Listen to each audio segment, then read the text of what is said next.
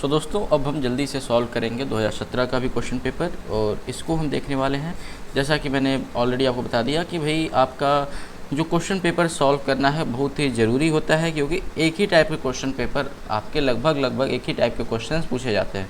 और अभी आप देखेंगे कि कितने ज़्यादा क्वेश्चंस, कुछ क्वेश्चंस ऐसे भी हैं जो आपको हूबहू वही देखने के लिए मिल जाएंगे, रिपीट हुए रहेंगे। कुछ क्वेश्चंस ऐसे हैं जो आपके उसी पैटर्न पे आपको मिलेंगे। ठीक है, आइए चलिए हम देखते हैं जल्दी से क्वेश्चंस की ओर, जल्दी से बढ़ते हैं, ज़्यादा आपका टाइम ना वेस्ट करते हुए, क्योंकि आपके एग्जामिनेशन एकदम आपके सर पे आ रखे हैं। ठीक है, चलिए तो सबसे पहला क्वेश्चन जैसा कि आप देख सकते हैं 1 नंबर का क्वेश्चन है कि who invented bilingual method. Bilingual method किसके द्वारा इन्वेंट किया गया। पिछले अभी जैसे जस्ट मैंने आपको बताया, ठीक है, पिछले वाले पेपर में कि भाई बाइलिंगुअल मेथड जो है वो आपका क्या है। मैंने आपको बाइलिंगुअल मेथड के बारे में बताया है, वो देख लीजिए आप। ठीक है, और अब इसका पूछा गया कि इसके खोजकर्ता कौन है, यानी देखिए बाइलिंगुअल मेथड के बारे में ज़्यादा बार बार पूछा जा रहा है। ठीक है, तो ज़रूर आप पढ़ लीजिए। ठीक, तो इसका खोजकर्ता कौन है दोस्तों, प्रोफेसर सीजे डॉडसन। कौन है, प्रोफेसर सीजे डॉडसन इसके खोजकर्ता हैं। क्लियर, चलिए नेक्स्ट क्वेश्चन पे चलें, ज़्यादा इसमें समझाने का कुछ तो नहीं है। ठीक है, new method is related to. New method किसको कहते थे, डॉक्टर वेस्ट मेथड को ही हम न्यू मेथड कहते हैं। क्लियर, डॉक्टर वेस्ट मेथड को ही हम न्यू मेथड कहते हैं, यानी कि इस क्वेश्चन का राइट आंसर ऑप्शन ए हो जाएगा, ऑप्शन नंबर 1, यानी कि डॉक्टर वेस्ट मेथड को ही न्यू मेथड भी कहा जाता है। इसमें कुछ दोस्तों समझाने का नहीं है, इस कारण से थोड़ा सा इसमें मैं समझा नहीं रहा हूँ। ठीक है, ये तो सिंपल सा ऐसा है। चलिए, ये क्वेश्चन अच्छा सा है और इसका आंसर भी हमें कई जगह अलग अलग भिन्न भिन्न मिला।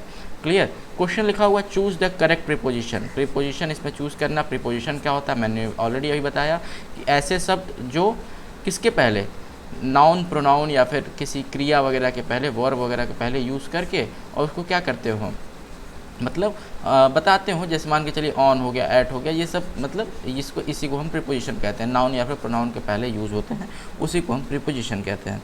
क्लियर, लिखा हुआ है आई केम डैश हिज रिक्वेस्ट। मैं उसके रिक्वेस्ट पर आया।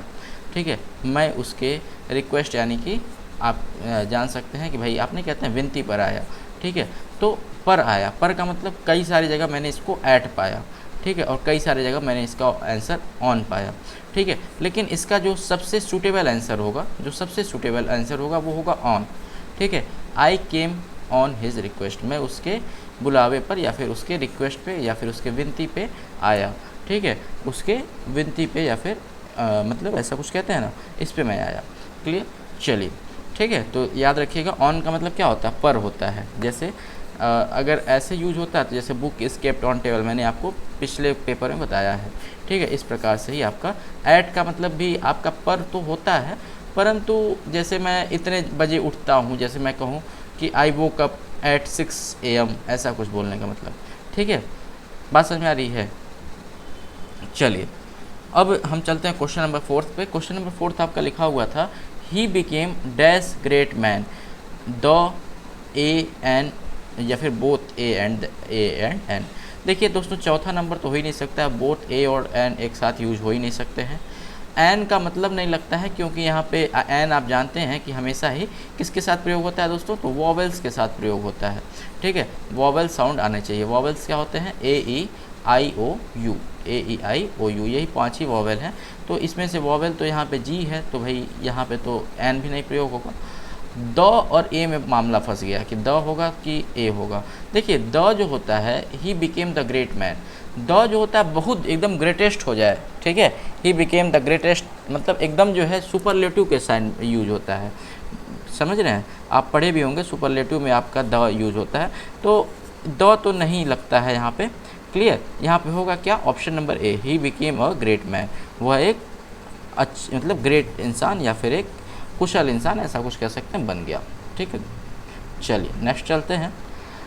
ये देखिए, ये भी क्वेश्चन दोस्तों बड़ा ही कंफ्यूजिंग है और गलत दिया हुआ है, ये भी बात है। ठीक है, गलत दिया हुआ है, लेकिन अब क्या कर सकते हैं, चूँकि माना गया है तो देख लेना है। क्वेश्चन लिखा हुआ है today nature is today nature man is playing with. इसको रीअरेंज करना है, ABCD लिखा हुआ है, इसको रीअरेंज करना है। ऐसे रीअरेंजमेंट आपके जो है कम्पिटिटिव एग्जाम में, आप जब टेट वगैरह में बैठेंगे उसमें भी आते हैं, लेकिन उसमें थोड़ा सा हाई लेवल के आते हैं। क्लियर, तो हम इसको समझेंगे कैसे। आपने अगर पार्ट ऑफ स्पीच पढ़ा होगा, अगर आपने पार्ट ऑफ स्पीच पढ़ा होगा तो उसमें आपने देखा होगा, ठीक है, क्या उसमें अगर आपने पार्ट ऑफ स्पीच देखा होगा तो आप जानते हैं कि सबसे पहले क्या आता है, नाउन आता है, ठीक है। इसमें नाउन देख लीजिए क्या है, नाउन सबसे पहले आएगा, ठीक है। नाउन क्या है दोस्तों, यहाँ पे देखिए नाउन क्या है, अगर आप नाउन की बात करें तो मैन है, मैन इज़, तो यानी कि सबसे पहले आपका मैन इज़ आना चाहिए था। बात समझ में आ रही है? सबसे पहले आपका क्या आता है, नाउन आता है। नाउन के बाद क्या आता है, आपने अगर सेंटेंस का स्ट्रक्चर पढ़ा होगा तो सबसे पहले नाउन आता है, मैन इज़ होगा, उसके बाद नाउन के बाद आपका वर्ब आता है, ठीक है। तो मैन इज़ के बाद आपका क्या होना चाहिए था, प्लेइंग विद होना चाहिए था, ठीक है। मैन इज़ प्लेइंग विद होना चाहिए था। बात समझ में आ रही है? प्लेइंग विद होना चाहिए था। उसके बाद आपका कोई भी जो सैल्यूटेशन मतलब वगैरह है ये सब आता है। तो मैन इज़ प्लेइंग विद, उसके बाद आपका ऑब्जेक्ट आना चाहिए था, नेचर होगा यहाँ पे ऑब्जेक्ट, ठीक है। Man is playing with nature today, ये इसका राइट फॉर्म है दोस्तों। Man is playing with nature today, ये इसका राइट है, यही इसका राइट होगा। यानी कि इस प्रकार से अगर देखा जाए तो हमारा होना चाहिए था सी, उसके बाद डी, उसके बाद नेचर का हो जाता आपका बी, और आखिरी में आपका आना चाहिए था ए। मतलब सी डी बी ए आपका होना चाहिए था, सी डी बी ए किसी में भी आखिरी ऑप्शन में नहीं है। यानी कि कहने का मतलब गलत तो आपके सारे हैं, परंतु अगर इसके हिसाब से देखा जाए तो सी के बाद आपका ए दे रखा है। यानी कि यहाँ पहला वाला आप ऑप्शन देखें कि इस टुडे को उठा करके यहाँ पे लिख रखा है, man is today playing with nature, ठीक है। तो यार ये समझ में नहीं आता है कि पेपर बनाते कौन हैं, ठीक है, और इसका मतलब अजीब टाइप का, ठीक है, कोई मतलब नहीं है जिसका, ठीक है। जैसे लगता है कि किसी लोकल इंसान से पेपर बनवा दिया गया। Man is playing with nature today होता है, इसको आप कह रहे हैं कि man is today playing with nature, एक दिन नहीं ना खेल रहा है भाई। वो जब यूनिवर्सल फैक्ट की बात कर रहे हैं, एक फैक्ट की बात कर रहे हैं, तो ऐसे नहीं बोला जाता है, ठीक है। Man is playing with nature today होगा, इसका आप करेक्ट ये होगा, ये जान लीजिए। परंतु यहाँ पे जो सूटेबल लगता है इसके अकॉर्डिंग, ठीक है भाई, हम ऑप्शंस को चेक कर लेंगे। भाई सबसे पहले हमारा नाउन आना चाहिए था, तो नाउन तो सबसे पहला मैन इज़ था, तो सबसे पहले मैन इज़ ही आएगा, ठीक है। उसके बाद यहाँ पे टुडे लिख दिया, man is today playing with nature यहाँ पे लिख दिया, ठीक है। मैन इज़ ए यानी कि टुडे, फिर प्लेइंग विद नेचर, ये हो सकता है। बाकी इसके अलावा कोई भी नेचर पहले आ ही नहीं सकता। बी देखिए यहाँ से बी पे शुरुआत हो रहा है, नेचर पहले आएगा, आ सकता है नेचर भी किसी चीज़ का वो है, तो नेचर अगर आता तो ऐसा होता है कि nature is playing with man today, लेकिन यहाँ पे ऐसा कुछ दिखता नहीं है। डी देखा जाए, डी लिखा हुआ है डी ए बी सी, मतलब सी थर्ड वाला option D A B C. Playing with पहले क्या वर्ब आएगा, कभी नहीं, पहले वर्ब नहीं आता है, ठीक है। उसके बाद लिखा हुआ है बी, पहले लिखा हुआ है नेचर लिखा हुआ है, हो सकता है नेचर टुडे, मतलब बी के बाद ए नेचर टुडे, उसका डी लिखा हुआ प्लेइंग विद मैन इज़, नहीं गलत लगता है, ठीक है। ऑप्शन नंबर एक ही जो है आपका सूटेबल लगता है, यही आपका राइट आंसर होगा। क्लियर? चलिए, हालांकि सही नहीं है ये, सही आपका यही होगा कि man is playing with nature today. Clear? चलिए नेक्स्ट चलते हैं। लिखा हुआ है change into passive, passive voice में बदलना है। एक्टिव पैसिव क्या होता है मैंने आपको बता दिया है ऑलरेडी, ठीक है। लिखा हुआ है सी इन्वेंटेड मी एट होम। यार वास्तव में क्वेश्चन पेपर दिया क्या हुआ है, सी इन्वेंटेड मी होम। अरे यार इन्वेंटेड नहीं होता है, इन्वेंटेड का मतलब क्या होता है, किसी चीज़ का खोज करना होता है, ठीक है, किसी चीज़ का आविष्कार करना, खोज भी नहीं। खोज का मतलब जो डिस्कवरी होता है, खोज का मतलब डिस्कवरी और इन्वेंशन में अंतर है। डिस्कवरी का मतलब ये होता है कि कोई चीज़ पहले से था उसको हमने निकाल दिया, जैसे डिस्कवरी ऑफ इंडिया, भाई भारत पहले से था उसको हमने जो है किसी ने खोज दिया, तो भाई भारत है, ठीक है। सिंधु घाटी सभ्यता की डिस्कवरी हुई थी, ना कि इन्वेंशन हुआ था। इन्वेंशन का क्या मतलब होता है, जो चीज़ नहीं है उसको हमने खोज मतलब बनाया। जैसे मान के चलिए इन्वेंशन का मतलब किसी एक मशीन को, जैसे मान के चलिए कंप्यूटर का क्या हुआ था, इन्वेंशन हुआ था, मतलब कंप्यूटर को बनाया गया था, पहले से नहीं था, उसको बनाया गया था, ठीक। तो इन्वेंशन का मतलब होता है ये इन्वेंशन, INVENTION, इन्वेंशन का मतलब होता है खोज करना। इन्वेंटेड का मतलब होता है खोज करना, ठीक है। तो यहाँ पे इन्वेंशन नहीं होगा, यहाँ पे इन्वाइटेड होगा, INVITED होगा, ठीक है, INVITED। इन्वाइटेड का मतलब होता है बुलाना, ठीक है, उनको न्योता देना, ठीक है। तो यहाँ पे होगा सी इन्वाइटेड मी एट होम होगा, ठीक है। और इसको जब हम बदलेंगे सी इन्वाइटेड मी एट होम को, तो हो जाएगा, इसको पैसिव वॉइस में बदलना था, उसने मुझे होम घर पे बुलाया, तो इसका जब पैसिव होगा तो क्या हो जाएगा भाई, आप जानते हैं कि जो इसका सब्जेक्ट होता है वो प्रेडिकेट हो जाता है, प्रेडिकेट जो होता है वो सब्जेक्ट हो जाता है। तो प्रेडिकेट क्या था, यहाँ पे मी था, ठीक है। मी का क्या होगा, जब इसको सब्जेक्ट बनाएंगे तो ये मी क्या बदलेगा, आई बदल जाएगा सब्जेक्टिव फॉर्म, ठीक है, आई, ठीक है। सी इन्वेंटेड, इन्वेंटेड देखिए किस फॉर्म में है, इन्वाइटेड, ठीक है। इन्वाइटेड आप देख सकते हैं किस फॉर्म में है दोस्तों, पास्ट फॉर्म में है। तो इन्वाइटेड किस में बदल जाएगा, वाज मतलब वाज इन्वाइटेड में बदल जाएगा, पास्ट में बदलेगा ना। तो आई वाज इन्वाइटेड, ऐसा कुछ बनेगा, इन्वाइटेड कहाँ, आई वॉज इन्वाइटेड कहाँ, होम, लेकिन कौन होम, एट होम, ठीक है। I was invited at home, देखिए एट का प्रयोग आप देख लिए, ठीक है। I was invited at home किसके द्वारा, उसके द्वारा, उसके किसके नाम नहीं पता है, बाई हर, ठीक है। I was invited at home by her, नाम उसका नहीं पता है। क्लियर, चलिए बात समझ में आ रही है ना, ठीक है। तो क्या होता है, फिर से एक बार देख लीजिए। सबसे पहले इसका जो सब्जेक्ट होता है, जो प्रेडिकेट होता है वो सब्जेक्ट बनता है। तो मी था यहाँ पे, मी है, मी होम, तो मी जो था यहाँ पे प्रेडिकेट की तरह काम कर रहा है, ये आपका सब्जेक्ट बनेगा। तो मी क्या बन जाएगा, सब्जेक्टिव फॉर्म में आई हो जाएगा, ठीक है। इन्वाइटेड था तो इन्वाइटेड आपका हो जाएगा क्या, वॉज इन्वाइटेड, ठीक है। चूँकि इन्वाइटेड पास्ट फॉर्म में था तो वॉज इन्वाइटेड बन जाएगा, ठीक है। आई वॉज इन्वाइटेड, ठीक, कहाँ पर, एट होम, घर पे, ठीक है। आई वॉज इन्वाइटेड, इन्वाइटेड आप लिख लीजिएगा, एट होम, ठीक है, by her, INVITED, I was invited at home by her, मैं उसके द्वारा घर पे बुलाया गया। क्लियर, चलिए नेक्स्ट देखते हैं, ठीक है। लिखा हुआ है bird has hurt dash left wing, ठीक है, मतलब चिड़िया ने डैश मतलब अपना होगा ना, मतलब चिड़िया ने अपना लेफ्ट विंग, यानी कि जो लेफ्ट आप कह सकते हैं, जो विंग था, जो पंख था, उसको उसने क्या किया, हर्ट कर लिया, उसको इंजरी पहुंचा दी, चोट पहुंचा दिया, ठीक है। तो यहाँ पे क्या यूज़ होगा दोस्तों, चिड़िया के लिए ही और सी तो यूज़ करेंगे नहीं, क्योंकि भाई वो जो है उसका हमको जेंडर क्लियर नहीं है, ठीक है। चिड़िया नर भी हो सकता है, मादा भी हो सकता है, मेल भी हो सकती है, फीमेल भी हो सकता है, ठीक, सॉरी मतलब मेल भी हो सकता है और फीमेल भी हो सकती है। क्लियर, तो इसके लिए हम क्या यूज़ करेंगे, हमको जब नहीं पता होता है, जब हमको कन्फ्यूजन होता है तो हम इट्स का प्रयोग करते हैं।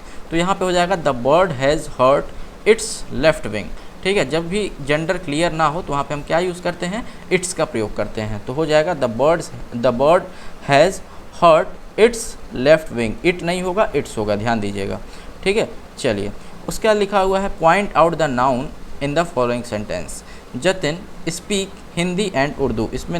इसमें आपको बताना था नाउन क्या है। तो नाउन होता क्या है दोस्तों, name of person, place, animal या और थिंग, मतलब किसी भी चीज़ का नाम को हम क्या कहते हैं, हम क्या कहते हैं, नाउन कहते हैं। तो देखिए जतिन यहाँ पे आ रहा है, जतिन एक नाम है, बिल्कुल ये भी नाउन है। हिंदी एक भाषा का नाम है, बिल्कुल ये भी जो है आपका नाम ही है।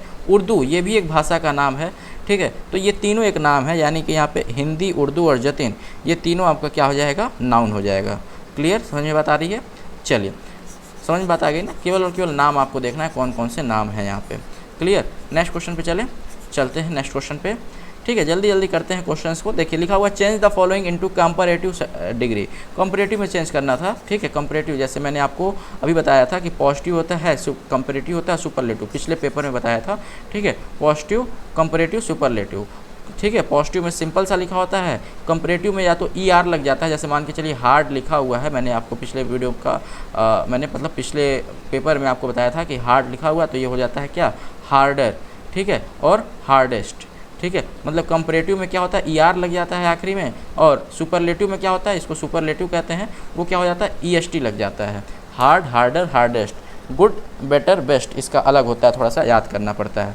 क्लियर, या तो अगर ER और EST नहीं लगता है, ठीक है, तो क्या लगता है आपका, तब आपका लग जाता है दोस्तों मोर और मोस्ट, ठीक है। जैसे ब्यूटीफुल के साथ, इंटेलिजेंट के साथ, ठीक है। इंटेलिजेंट में आपका ER ने इंटेलिजेंटर नहीं लगता है, इंटेलिजेंट को आप इंटेलिजेंटर नहीं कहते हैं, ब्यूटीफुल को ब्यूटीफुलर नहीं कहते हैं, क्या कहते हैं, मोर ब्यूटीफुल, मोर ब्यूटीफुल और मोस्ट ब्यूटीफुल आप कहते हैं। बात समझ में आ रही है, ब्यूटीफुलर नहीं कहेंगे, ठीक।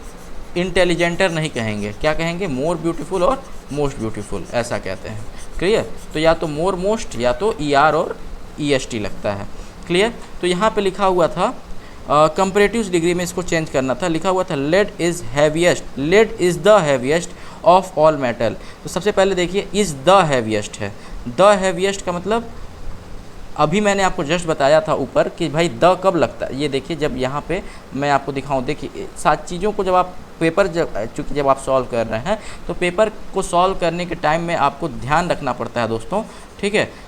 पेपर को सॉल्व करने के टाइम में आपको ध्यान रखना पड़ता है कि आप जब भी पेपर सॉल्व करते हैं ना, तो आपको एक चीज़ ध्यान देना होता है कि भाई आप चीज़ों को रिलेट करके पढ़िए। ऐसा नहीं कि भाई क्वेश्चन खाली लगाते चले जाइए, उस क्वेश्चन से जितने क्वेश्चन बन सकते हैं उसको भी आप ध्यान दीजिए, ठीक है। जैसे लिखा हुआ he became a great man, ठीक है। देखिए यहाँ पे क्या था, सुपरलेटिव डिग्री था, ठीक है। तो यहाँ पे मोस्ट प्रोबेबली अ को हटा करके द भी आपका हो सकता था, आंसर सही होता, ठीक है। अगर द था ऑप्शन में ना, हाँ द भी यहाँ पे इसका ऑप्शन सही हो जाना चाहिए था, ठीक है। He became the great man, the हो सकता था दोस्तों, अ ग्रेट मैन होना गलत लगता है। अभी को हमारे दिमाग में तुरंत आया है ये चीज़, और मैं आपको तुरंत बता रहा हूँ। He became the great man बोलना ज़्यादा अच्छा है, क्योंकि सुपरलेटिव डिग्री में है।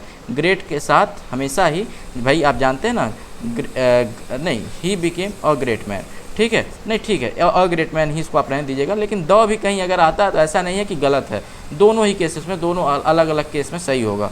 द का मतलब एकदम ग्रेटेस्ट एकदम हो जाए, ठीक है। बात समझ में आ रही है ना।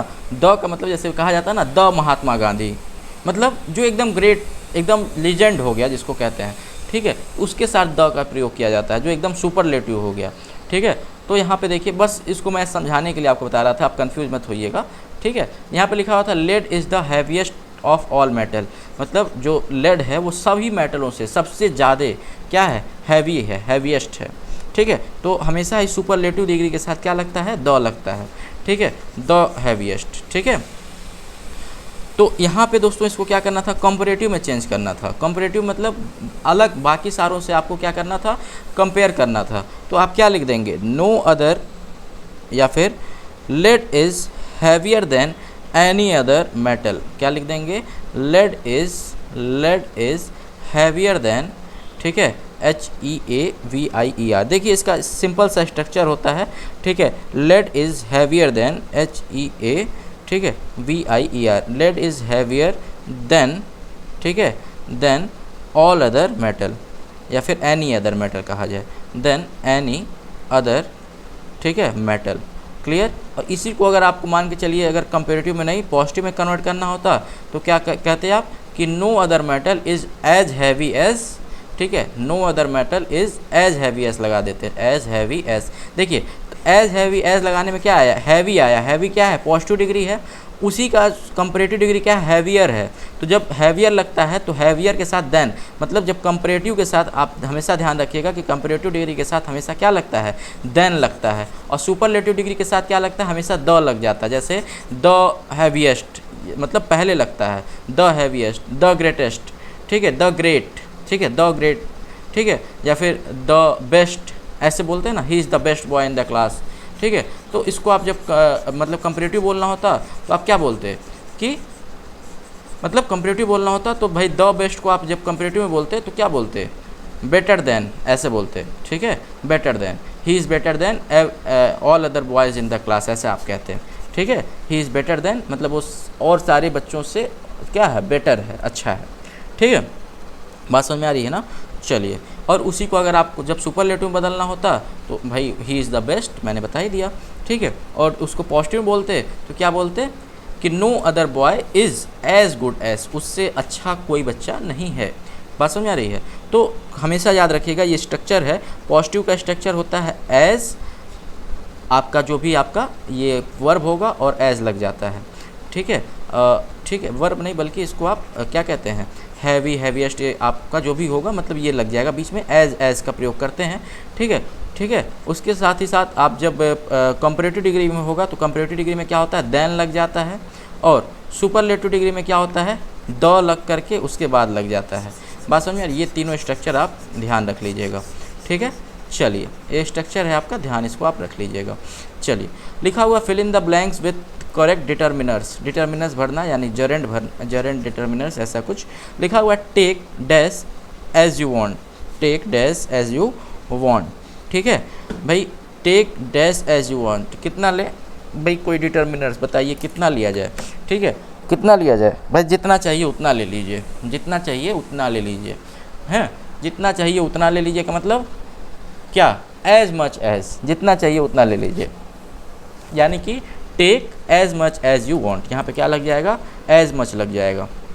भाई जितना चाहो उतना लेकर जाओ, ठीक है, मैंने तो भंडारा खोल दिया। Take as much as you want हो जाएगा, as much as you want, जितना चाहो उतना ले लो, ठीक है, जितना चाहो उतना ले लो, ठीक है। चलिए बात समझ में आ रही, क्योंकि कुछ चीज़ों को पढ़ने से भी आता है दोस्तों, एक दो बार पढ़िए क्या होगा। टेक डैश यू वांट, ठीक है, मतलब जितना चाहो ले लो, ठीक है, जितना चाहो ले लो, ठीक है। कोई पूछा कितना ले लो, जितना चाहो, जितना चाहो का मतलब एज मच, जितना चाहो, ठीक, as much as you want, ठीक है, जितना चाहो उतना ले लो, ठीक है। पढ़िए एक दो बार तो आपको समझ में आ जाएगा, ठीक है। ये देखिए कॉम्प्लेक्स में बदलना था, इस सेंटेंस को जो है सिंपल में दिया हुआ है, कॉम्प्लेक्स में बदलना है। I hope to pass the test, ठीक है, I hope to pass the test, ये सिंपल में दिया हुआ था, इसको कॉम्प्लेक्स में बदलेंगे तो ये आप सिंपल सा जान लीजिए। इसके पे मैंने वीडियो भी अपलोड कर रखे हैं, उसको आप देखिएगा, समझ जाएंगे। यहाँ पे हो जाएगा I hope that I will pass the test, ठीक है, इस पर मैंने पूरा एकदम वीडियो अपलोड कर रखा, उसको आप देखिए, ठीक है। I hope that I will pass the test, इसका राइट आंसर हो जाएगा। उसके बाद नेक्स्ट क्वेश्चन को देखिए, ये देखिए नाउन का पूछा हुआ है। नाउन मैंने ऑलरेडी बता दिया, noun is the name of person, place, animal और अ थिंग। एग्जाम्पल बताना है भाई, मोहन, सोहन, राम, श्याम, ठीक है, बुलंदपुर, मुरादाबाद, सब आपका जो है क्या है, नाम है, ठीक है, सारे ही आपके एग्जाम्पल्स हो जाएंगे, ठीक। चलिए fill in the correct alphabet, correct alphabets भरने हैं यहाँ पे। तो यहाँ पे लिखा हुआ था क्या, यहाँ पे देखिए fill in the correct spelling लिखना था, तो पहला स्पेलिंग आपका अल्फ़ाबेट का था, यहाँ पे होगा AALPHABET हो जाएगा, ठीक है, अल्फ़ाबेट हो जाएगा ये। नेक्स्ट थोड़ा सा कठिन था, ये होता है रिसाइटेशन। रिसाइट मतलब किसी चीज़ को, जैसे पोयम को रिसाइट किया जाता है, ठीक है, मतलब गाते हुए पढ़ा जाता है। Recitation RECITATION, recitation. पोयम को क्या किया जाता है, रिसाइट द पोयम, ठीक है, मतलब उसको गाते हुए थोड़ा सा पढ़ा जाता है, ठीक है, तो रिसाइटेशन हो जाएगा। क्लियर। चलिए ये सब आपके जो है थोड़ा सा आपके विद्वत्ता पर डिपेंड करता है, आपके प्रेजेंस ऑफ माइंड पे, रीजनिंग के टाइप के क्वेश्चंस आपका ये है, ठीक है। लिखा हुआ है rewrite the following sentence by using possessive pronoun, possessive pronoun का यूज़ करके इसको रीराइट करना था। लिखा हुआ है everyone will take their own seat, ठीक है, everyone will take their own seat, तो क्या हो जाएगा, everyone will take their own seat लिखा हुआ है, ठीक है। तो इसको जो है यहाँ पे लिखा हुआ है everyone will take their own seat, ठीक है, तो क्या हो जाएगा, इसको जो है आप सिंपल सा कह सकते हैं क्या, आप कह सकते हैं everyone will take his own seat, आप कह सकते हैं, ठीक है, everyone will take his own seat. यहाँ पे पोजेसिव प्रोनाउन का यूज़ करना था, ठीक है, तो हाँ ऐसा कुछ आप इसका आप आंसर एक बार बताइएगा। इसका आंसर मैं एक बार आपको देख करके बताऊंगा, ठीक है। इसका अजीब सा आंसर लिखा हुआ है और देखता हूं मैं, ठीक है। इसका आंसर जो जिन्होंने भी मतलब सॉल्व किया हुआ है, अजीब सा इसका आंसर है, मैं इसको आपको एक बार देख करके बताऊँगा। क्लियर। चलिए इस क्वेश्चन को मैं स्किप कराता हूँ, इसके लिए आप बहुत क्षमा कीजिएगा हमें। नेक्स्ट क्वेश्चन पर चलते हैं, देखते हैं। लिखा हुआ है राइट वन वर्ड, शायद मैंने जो आंसर लिख करके दिया था वो आंसर नहीं लिखा गया है, ठीक है। चलिए मैं देखता हूँ इसको एक बार फिर से कि क्या मैंने मतलब क्या यहाँ पे हुआ था। चलिए लिखा हुआ है right one word for the following, इसके लिए वन वर्ड लिखना है। लिखा हुआ है समवन हु परस्यूज और स्टडी और sport of the past time, ठीक है। मतलब परस्यूज का मतलब होता है भाई अधिक, मतलब ले रहा है, जैसे मान के चलिए I am pursuing the BSc degree या फिर I am pursuing the graduation degree, ऐसा आप कहते हैं ना। परस्यू मतलब किसी चीज़ में क्या करना, आप समझ सकते होंगे इसका। तो इसको कहा जाता है समवन हु परस्यू और स्टडी और sport for as a pastime. तो इसको हम कहते हैं दोस्तों, क्या कहते हैं, इसको हम एमेचर कहते हैं। चलिए ठीक है, यहाँ पे लिखा हुआ था एमेचर, मतलब जो एमेचर का मतलब वैसे तो होता है कि जो किसी चीज़ में परिपक्व ना हो, ठीक है। एमेचर का मतलब होता है जो किसी चीज़ में परिपक्व ना हो, अपरिपक्व, ठीक है। चलिए उसके बाद लिखा हुआ है ए गैदरिंग ऑफ स्पेक्टेटर्स और लिसनर्स एज अ परफॉर्म, ठीक है। तो इसको हम कहते हैं, स्पेक्टेटर्स का मतलब होता है दोस्तों देखे भी और सुने भी, ठीक है। तो इसको हम कहते हैं देखे भी सुने भी वालों को हम क्या कहते हैं, ऑडियंस कहते हैं। क्या कहते हैं, ऑडियंस कहते हैं। इसको भी ध्यान रखिएगा, इसको हम ऑडियंस कहेंगे, ठीक है। तो इसके लिए आपको बुक में दिया होगा, आपको ये सब पढ़ना याद करना पड़ता है दोस्तों। इसके लिए तो आपको कोई हार्ड एंड फास्ट रूल नहीं बताया जा सकता है, ठीक है। लिखा punctuate the following putting capital letters and other punctuation mark wherever necessary, जहाँ जहाँ ज़रूरी है उसको लिखना है। लिखा OS said the father I can at least do that much, ठीक है। Oh yes said the father, I can at least do at least this much. तो मैंने कहा आपसे कि जब कभी भी किसी भी इंसान के वाक्य को बोला जाता है, भाई इंसान ने कोई वाक्य बोला और उसको हम हूबहू बोल रहे हैं, तो हमेशा ही उसको क्या किया जाता है, इन्वर्टेड कॉमा में क्लोज़ किया जाता है। तो इसको हमेशा इन्वर्टेड कॉमा में क्लोज़ करेंगे, ठीक है। तो हमेशा ही इसको इन्वर्टेड कॉमा में क्लोज़ कर दिए। सबसे पहला बात तो यहीं पे आपका हो गया। साथ ही साथ यहाँ पे आपको फुल स्टॉप लगाना होगा, ये भी आपको लगाना ही पड़ेगा। इन सब पे आपको नंबर मिलेगा, ठीक है। इन्वर्टेड कॉमा और मतलब ऊपर इन्वर्टेड कॉमा और नीचे कॉमा भी लगाना पड़ेगा। यहाँ पे एक चीज़ देखिए, आई लिखा हुआ था, आई जो है स्मॉल लेटर में लिखा हुआ था। आई जब भी कहीं पे लिखा जाता है दोस्तों, अगर अकेला आई है तो हमेशा ही कैपिटल लेटर में लिखा जाता है।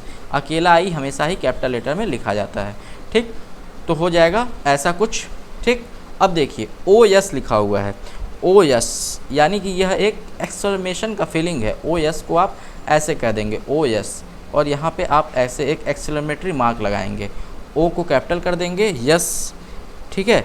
और इसको भी भाई ये भी कोई बोला ही होगा, इसको भी आप जो है ओ यस भी किसी ने बोला होगा ना, तो ओ यस को भी आप डबल इन्वर्टेड कॉमा में क्लोज कर देंगे।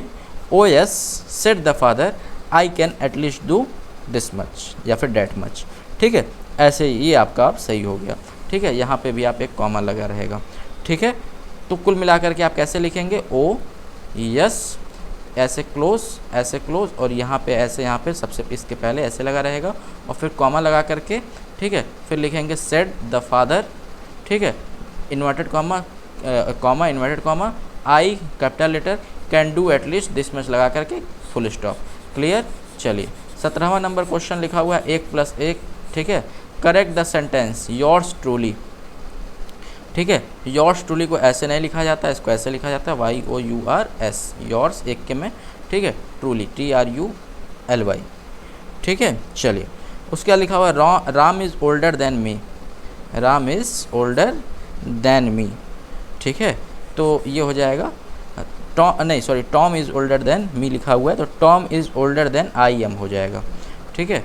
Tom is older than I am, ठीक है, आई एम, ओके। चलिए उसके बाद लेटर आपको लिखना था, इसको आप देख लीजिएगा। लेटर तो इसके लिए आप भाई सैल्यूटेशन वगैरह का यूज़ करना, सबसे पहले एड्रेस लिखिए, उसके बाद आप सीधा आप क्या करना पड़ेगा, सैल्यूटेशन वगैरह का यूज़ करिए। आप इसका देख लीजिएगा फॉर्मेट क्या है, इनफॉर्मल लेटर है कि फॉर्मल लेटर है।